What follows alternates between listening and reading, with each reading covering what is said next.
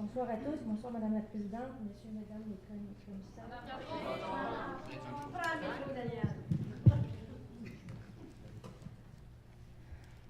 Bonsoir à tous, Messieurs, Mesdames les commissaires, Madame la Présidente. Je me présente, je m'appelle Danielle Simard. Je suis ici ce soir parce que je suis celle qui a initié l'école de la Roselière chez moi, il y a Belle-Lurette. Et puis, j'aimerais vous dire quelques mots sur ce sujet. Je suis maman de 5 garçons. C'est la raison principale pour laquelle je me suis investie dans ce projet-là, parce que je suis aussi enseignante à l'éducation des adultes, donc je suis bien au courant des lacunes du système quant au décrochage qui affecte surtout les garçons.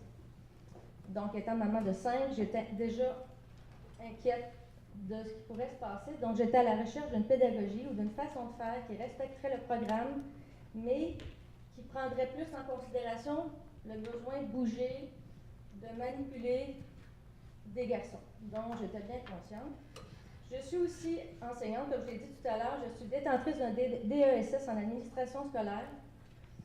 Je vous dis seulement ça pour vous dire que je suis quand même au courant des lois du régime pédagogique. J'ai fait une formation dans ce sens-là et je fais un essai de maîtrise présentement dont le sujet est la réussite des élèves pour tous. Moi, ce que je ne comprends pas ce soir, en fait, je ne comprends pas qu'on prenne une décision sur un travail que Mme Nantel a fait, qui se base sur un travail qui a été fait sur quelques heures, quand il y a tellement de choses positives qui devraient être soulignées sur l'école de la Roselière. C'est d'abord une pédagogie qui est soutenue par l'UNESCO à travers le monde, parce que l'UNESCO a jugé que c'était la pédagogie qui pouvait répondre le mieux aux enfants de ce monde. D'ailleurs, vous devriez avoir dans vos mains une lettre qui a été envoyée hier soir par l'ancien directeur d'éducation de l'UNESCO qui a travaillé 12 ans en Allemagne, qui est maintenant professeur à l'UQAM, qui s'adresse à tous les commissaires aussi, qui vous urge de laisser le temps et de prendre le temps d'analyser tous les aspects de la Roselière avant de la condamner, parce qu'il lui-même, avec son expérience mondiale, et c'est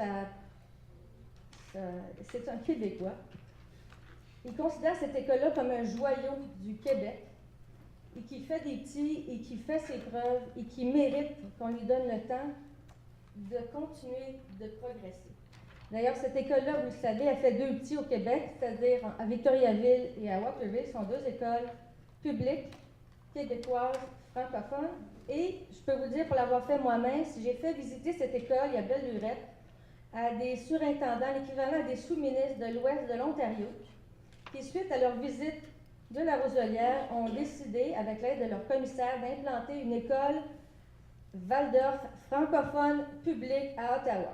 Cette école-là, qui est plus récente que la nôtre, a 3 à 4 classes par niveau, tellement que c'est la folie. C'est juste pour vous dire qu'on peut se vanter à Chambly d'avoir été l'inspiration de d'autres projets francophones, publics, ailleurs qu'au Québec. Alors moi, je trouve qu'il n'y a pas beaucoup d'entreprises au Québec qui peuvent se vanter de ça, et je pense vraiment qu'on pourrait être fiers parce que la commission scolaire des Patriotes est celle qui a soutenu ce projet-là à la base. Alors, je trouve ça dommage parce qu'il y a un rapport qui est négatif qu'on lâche la serviette. Je peux vous dire, moi, qu'à travers mes études, j'ai découvert toutes sortes de choses qui doivent être considérées selon mon opinion à moi, c'est-à-dire les neurosciences, par exemple. Les neurosciences sont des études qui concernent le cerveau et la façon d'apprendre les élèves. Et dans ces études-là que je fais, je découvre, et j'espère que vous allez prendre le temps de faire aussi, que les méthodes qui sont utilisées à l'école de la Roselière font en sorte que l'apprentissage, la réussite est maximisée chez les jeunes. C'est-à-dire qu'on considère les intelligences multiples, c'est-à-dire qu'il y a des jeunes qui apprennent comme on faisait dans le temps, en restant assis. Bon, il y a des jeunes, comme les kinesthésiques, par exemple, qui vont jusqu'à 60% des élèves qui ont besoin de bouger pour apprendre, qui ont besoin de ressentir pour apprendre, qui ont besoin de trouver un sens aux apprentissages. Et c'est des choses qu'on fait systématiquement à la Roselière. Mais ça va prendre du temps avant que tout ça puisse être appuyé avec des chiffres, mais c'est des choses qui sont déjà faites à la Roselière et qui expliquent en quelque sorte pourquoi les enfants aiment tant l'école, pourquoi on répond à leurs besoins, mais puis pourquoi ils réussissent et ils restent à l'école. Ensuite de ça, dans le rapport de Mme Mantel, je ne l'ai pas lu, j'aimerais vous demander, avez-vous eu le temps de le lire, les commissaires, avant de voter, parce que c'est un projet, ce que j'ai entendu dire, c'est 19 pages, alors j'espère que vous avez pris la peine de le lire, que vous avez eu le temps de le lire. 93, c'est encore pire que je pensais. Avant de prendre une décision, en fait, moi, ce que j'aimerais, c'est qu'on puisse vous offrir d'autres évaluations, d'autres visions des choses. J'ai, à travers mes études et le temps que j'ai investi auprès de cette école, demandé à plein de profs d'université, continuellement, parce que ma vision personnelle des choses était d'aller dans le sens du Conseil supérieur de l'éducation, qui s'est penché sur les écoles à vocation particulière et qui a décidé, ou qui a conseillé, parce que c'est comme ça qu'on doit le dire, je crois, que les écoles à vocation particulière qui enrichissent le programme devraient être accessibles à tous. Pas une école d'élite.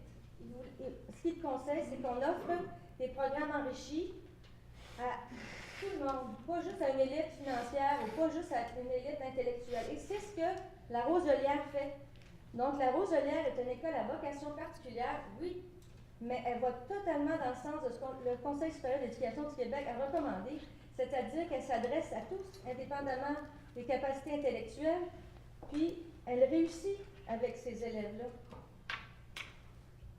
Puisque je trouve ça intéressant que ce soit aussi une école publique. Justement, c'est une autre vision que je voulais partager au début, c'est qu'un enrichissement du programme ou une diversité pédagogique devrait pouvoir être offerte à tous, pas juste à ceux qui ont les moyens. Puis les commissaires du moment, qui sont, vous êtes tous des parents ou des anciens parents ou des gens qui ont été élus pour parler au nom des parents. Puis, vous voyez les gens qui ont derrière vous, c'était la même chose il y a 15 ans, il y a 17 ans. Et moi, je trouve ça extraordinaire. Je ne sais pas si vous êtes en mesure de ressentir ce qu'il y a, mais que des parents veuillent assez une école comme ça pour s'investir dans un bâtiment et mettre de l'énergie, de l'argent, du temps, comme on fait et comme on le fait encore, je crois que ça mérite reconnaissance.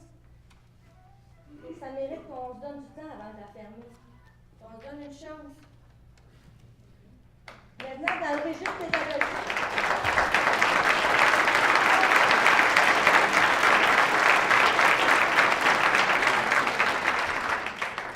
Vous parliez de la lumière de l'information que vous avez eue, mais moi, j'aimerais que vous puissiez juger de la Roselière à la lumière de quelque chose qui est plus étoffé. Il y a d'autres consultants externes qui pourraient se pencher là-dessus. Madame Nantel est à la retraite. Il y a peut-être des gens qui sont en poste présentement qui sont plus au courant des avantages qu'une pédagogie comme celle-là peut apporter aux enfants. Puis on a toujours souhaité que cette école-là soit en respect du programme de l'éducation du Québec. Et on a toujours travaillé dans ce sens-là. J'ai fait partie du conseil d'établissement. J'en étais la présidente pendant plusieurs années. Puis j'ai été là quand on a dû changer, adapter la grille.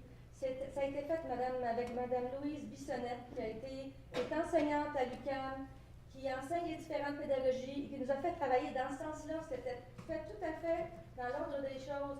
À chaque fois que ça change de ministre, on a des adaptations à faire au niveau de l'anglais, au niveau de la religion, toutes sortes d'affaires.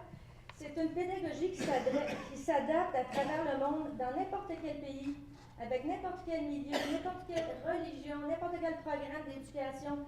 Alors, je ne comprends pas pourquoi Mme Nantel peut en arriver à conclure que c'est impossible d'arrimer ces deux programmes-là, puisque ça se fait partout à travers le monde, dans n'importe quelle situation, et qu'on l'a fait et qu'on l'a prouvé à maintes reprises depuis l'ouverture de cette école.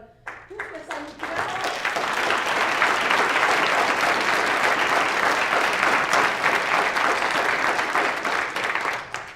Ça prend, c'est des faits clairs sur ce qu'il y a à améliorer, on s'entend là-dessus, puis qu'on travaille à bon escient dans ce sens-là.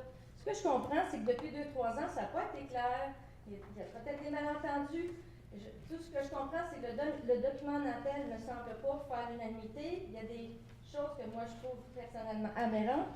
Entre autres, qu'on juge que l'arrimage soit impossible quand il se fait partout ailleurs, c'est impossible. Donc, je voudrais conclure en vous disant que En tant que commissaire, en tant que représentant de parents et d'enfants, je vous prierai, j'espérerais que vous preniez le temps de changer votre opinion. Vous avez le droit, en passant, j'ai vérifié à l'université, auprès de mes anciens professeurs, vous avez le droit de changer d'opinion, vous avez le droit de renverser la vapeur. La décision que vous avez prise n'est pas irréversible, donc elle est réversible pour qu'on puisse ensemble voir vraiment clairement ce qui manque, tant que ça pour de vrai, puis qu'on puisse travailler là-dessus, mais aussi considérer tout ce qui se fait, qui est positif et qui est enrichissant et qui est dans le respect du programme d'éducation et qui va même au-devant de certaines études qui sont présentes. Alors, je vous remercie.